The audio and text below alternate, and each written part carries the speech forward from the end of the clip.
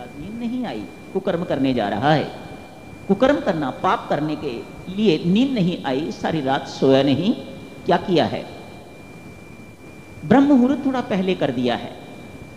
मानो जैसे महर्षि गौतम की आंख खुली, उसे लगा बहुत जल्दी सवेरा हो गया है, थोड़ा प्रकाश सा इस प्रकार का कर दिया और महर्षि गौतम स्नान के लिए चल पड़े।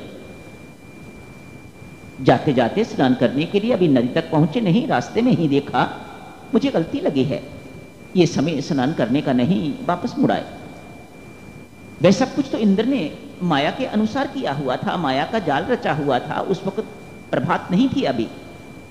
वापस लौटते हैं, इसी बीच इंद्र देवता महर्षि गौतम का वेश धारण करते हैं, उनका स्वरूप धारण करते हैं, उनका वेश धारण करके बेचारी अहल्या पहचान नहीं पाती। वाल्मीकि रामायण अहल्या को निर्दोष कहती है, उसकी भूल नहीं थी। हां, उस वक्त उसने अपना विवेक जो है वह प्रयोग नहीं किया। मेरे पति कभी जिंदगी में इस प्रकार से कामातुर नहीं हुए, और वह भी इस वक्त, जिस वक्त उनके स्नान का समय है। मानो उस वक्त ऐसी कोई माया का जाल कुछ बिछा हुआ था, वह ये बात भी सोच ना सकी, और संभवतः उसी के लिए उसे सजा भी भुगतनी पड़ी, इसी का फल उसे जो है वह भुगतना पड़ा।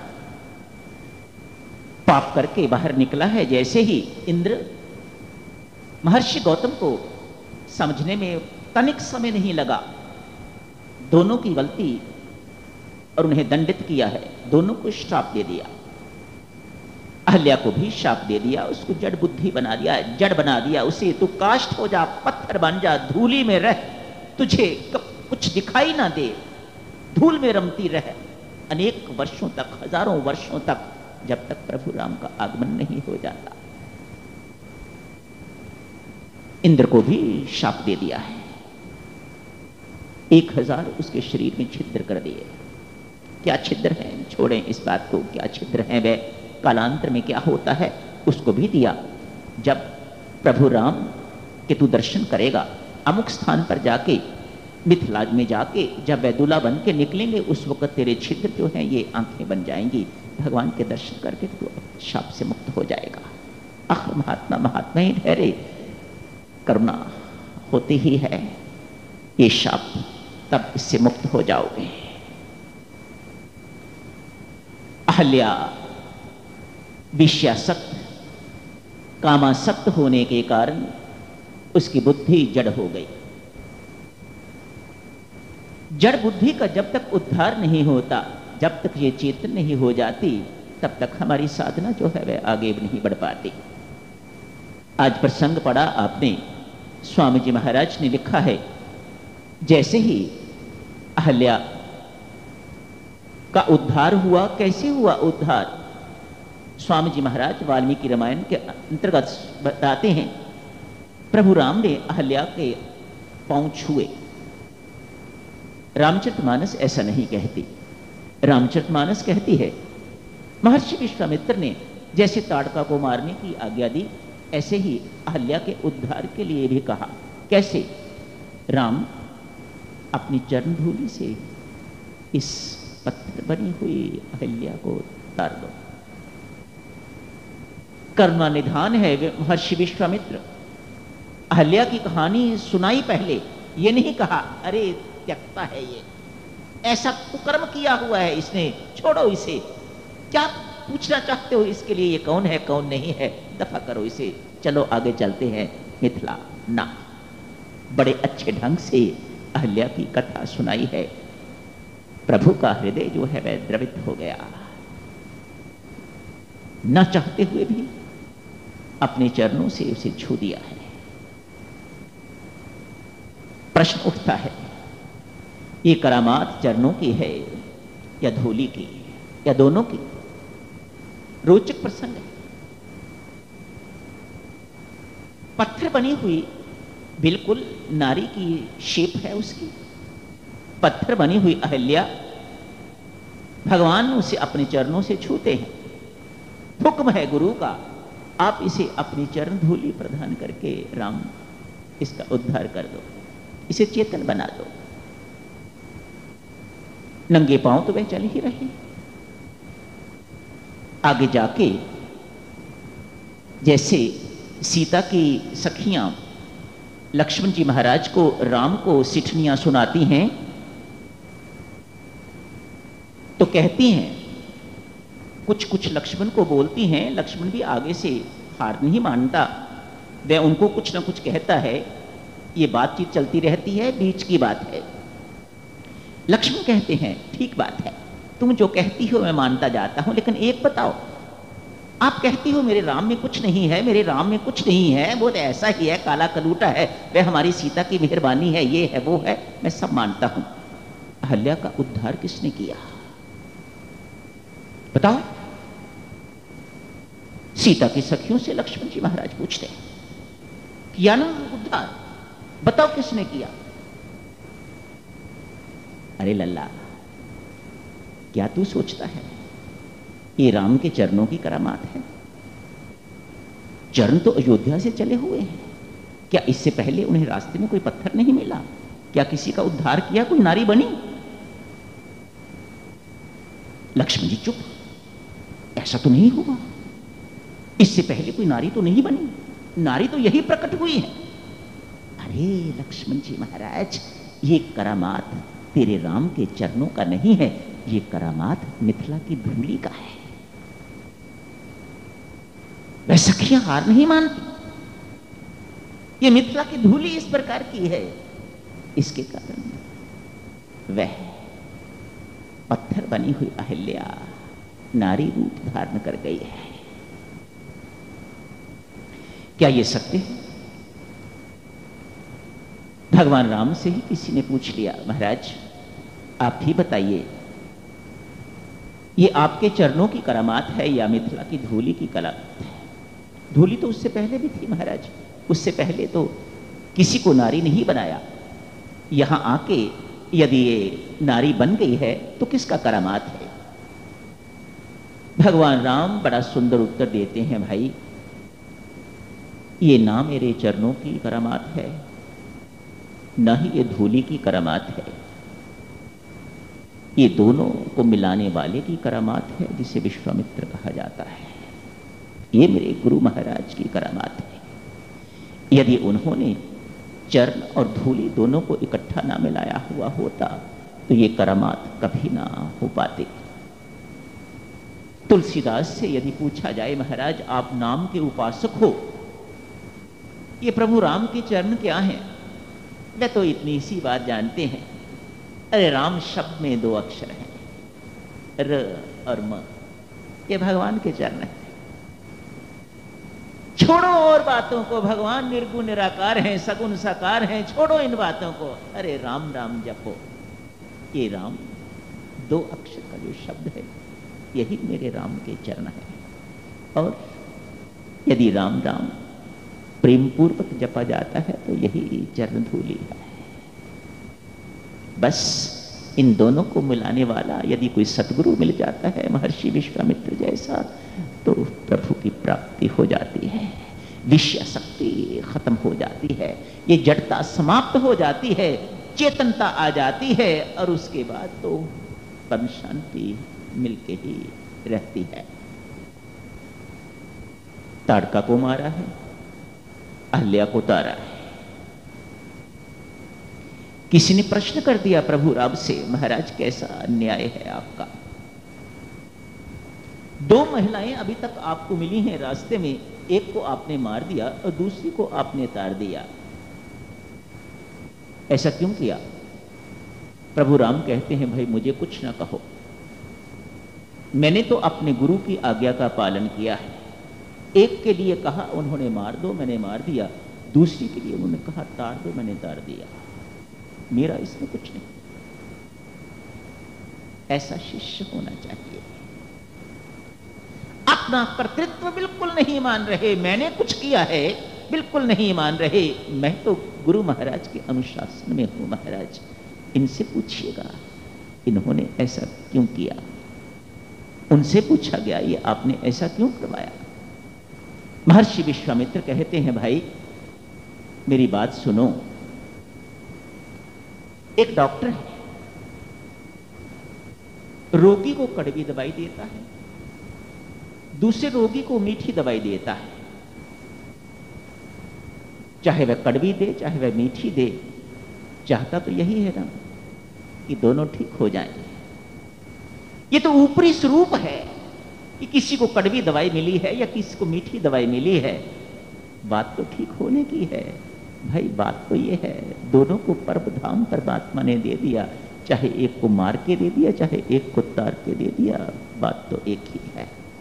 ये महर्षि विश्वामित्र उत्तर देते हैं।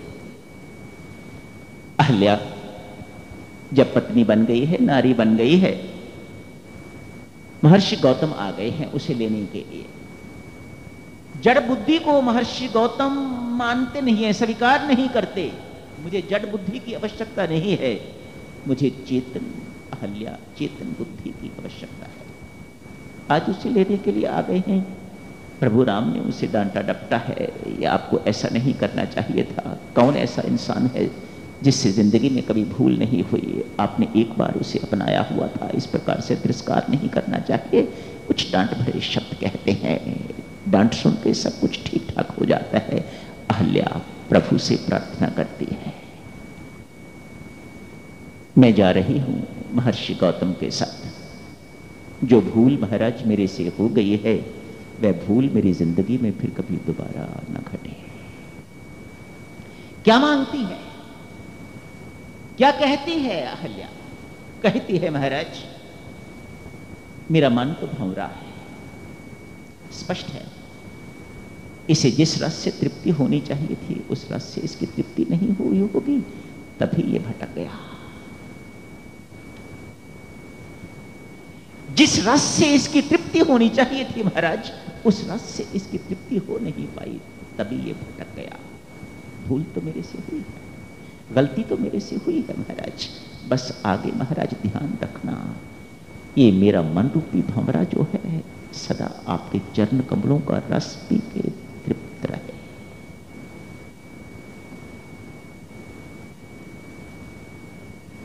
अहल्या का उद्धार हो गया। मिथिला नगरी में भगवान प्रवेश करते हैं। राजा जनक पहले मिल चुके हुए, ज्ञानी राजा जनक भगवान राम को देखते ही मुग्ध हो जाते हैं, प्रभु पर मोहित हो जाते हैं।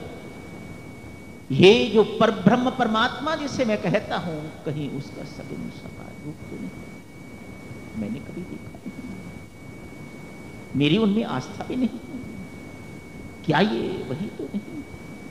महर्षि विश्वामित्र ने कोई उत्तर नहीं दिया। आप जानो, आप ज्ञानी हो, आप इन्हें पहचानो कि ये कौन है। मुझे तो बोध है ये कौन है, मैं कुछ नहीं कहूंगा, आप इन्हें पहचानो, जानो ये कौन है। मोहित हुए मानो अपना ज्ञान मार्ग छोड़ के तो भक्ति के मार्ग पर अनुसरण करने वाले राजा जनक बन गए। मिथिला की जो जो नारी प्रभु राम को देखती है, इन दोनों को देखती है, उन पर मोहित हो जाती है और परमात्मा करती है, परमात्मा देव क्या ऐसा नहीं हो सकता, हमारी जनक नंदिनी का विवाह इन्हीं से हो जाए। जो सखी इस प्रकार की बात कहती है, उससे बाकी सखियां पूछती हैं इससे तुम्हें क्या लाभ होगा?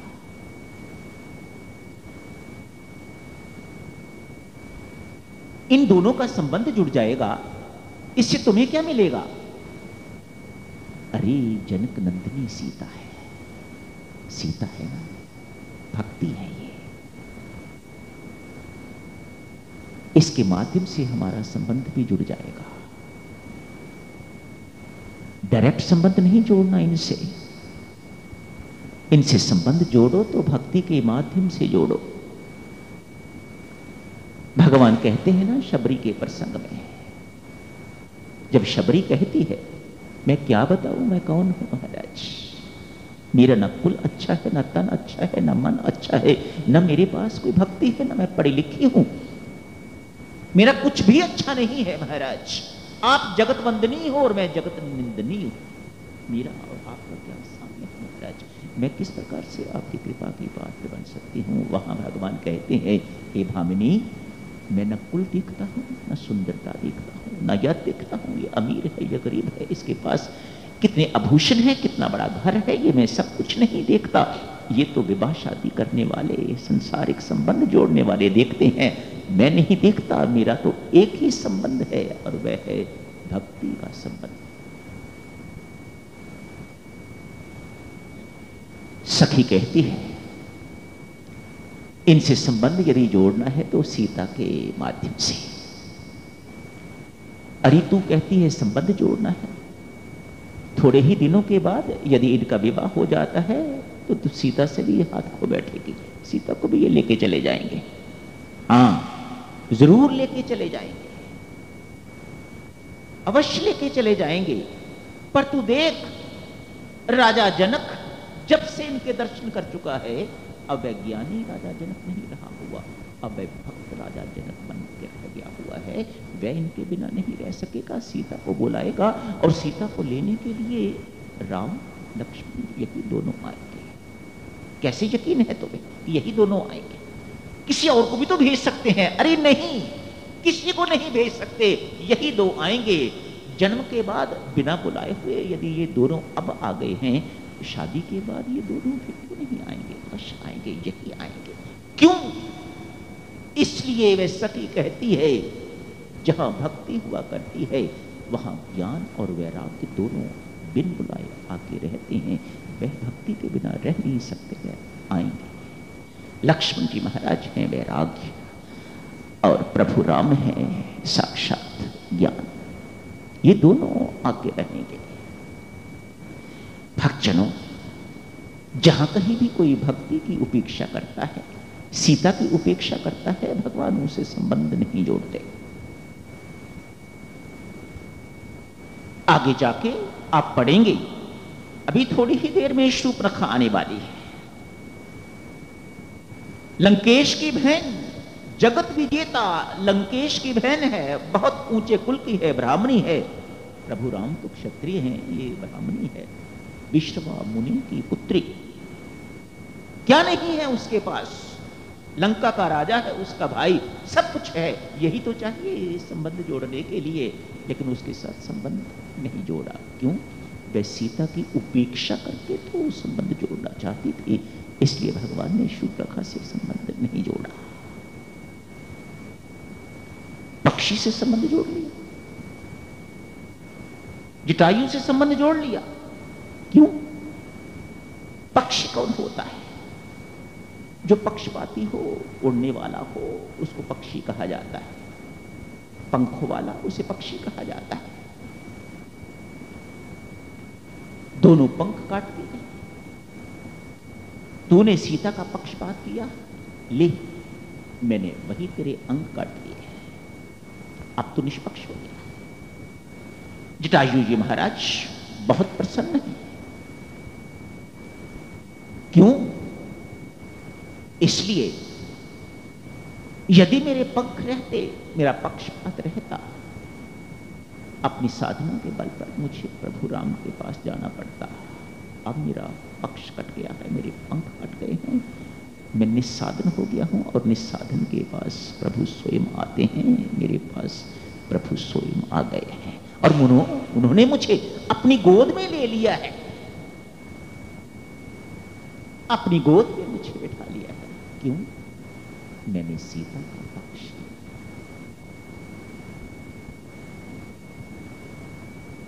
परमेश्वर से नाता जोड़ना है भक्तजनों तो भक्ति के माध्यम से।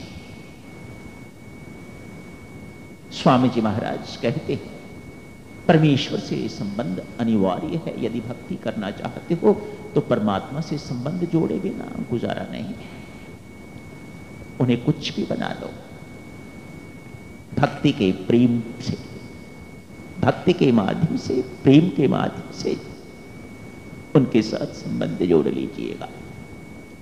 समय तो हो गया है भक्तजनों, आज रामायण के प्रसंग में मंत्रा भी आ गई है। मंत्रा भेद बुद्धि है, तोड़फोड़ करने वाली को भेद बुद्धि कहा जाता है।